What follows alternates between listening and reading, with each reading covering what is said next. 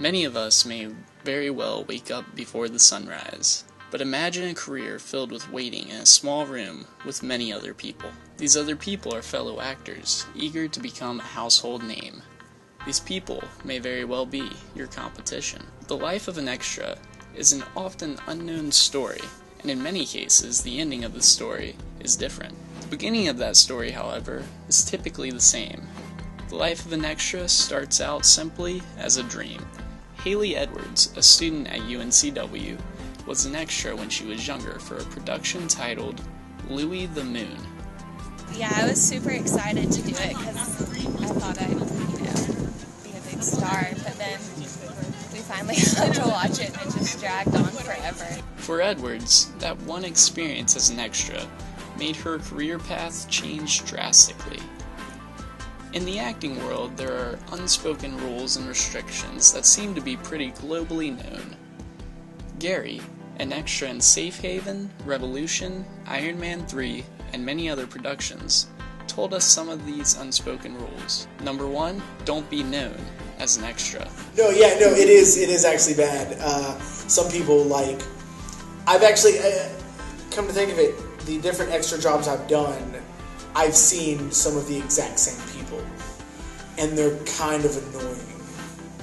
Although being an extra is a fun job, it's not a career path most actors wish to take, but there are definitely good things from being an extra.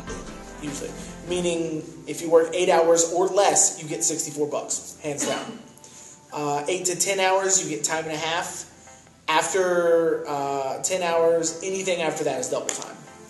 So it's like, you want me to work a 12-hour day? Done. Let's do it. I'll be exhausted, but I'm getting money. Another good thing is that extras are usually treated with respect. Emily Kate Hunter, an extra for One Tree Hill and other productions, spoke with us about how she was treated during her time on the One Tree Hill set. About extra work is they need extras, so they don't treat you, they don't treat you like, oh, you're a star, but they treat you just like, they know that they need you, or else they're going to have a really awkward looking film, because you can't have a film in a basketball game without having a ton of people. So they really do work with you because they want you to know that they need you for that production. Emily then told us about the most important thing she ever got from her extra work. When I was in One Tree Hill, we were there for 12 hours that day, and so there was a few people around me that we just all would talk in between the actual filming, and we ended up going out later that night, and now I see them periodically. They'll come back up here and we'll hang out. So it's pretty cool. I actually made some pretty good friends just from a day of getting paid to pretend I was cheering for basketball games.